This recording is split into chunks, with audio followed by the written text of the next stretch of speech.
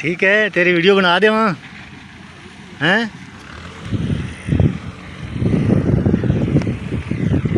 ये बच्चा जी बड़े शौक से, देखो मेरी तरफ, ये देखो रे।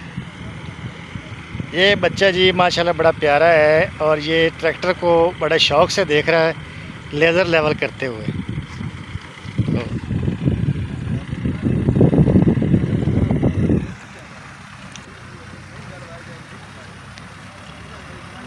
ये लेज़र लेवल करवा रहे हैं जी, क्योंकि लेज़र लेवल जो मॉडर्न ज़राअत है उसमें लेज़र लेवल की बहुत ज़्यादा अहमियत है। पानी की कमी जैसा कि हमारे मुल्क में है, तो जब तक ख़ास तौर पे धान की फसल के लिए जब तक लेज़र लेवल नहीं होगा तो ये फसल नहीं होने वाली। ऐसे तो किसी भी फसल में जो है लेज़र लेवलिंग ये अब तो समझ लें कि रीढ़ की हड्डी की हैसियत रखती है, क्योंकि पानी जो है उसका बराबर फसल में खड़े होना बहुत ज़रूरी है।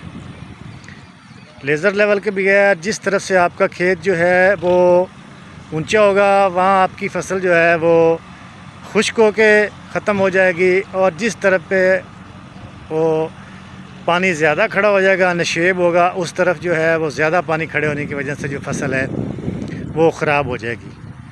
तो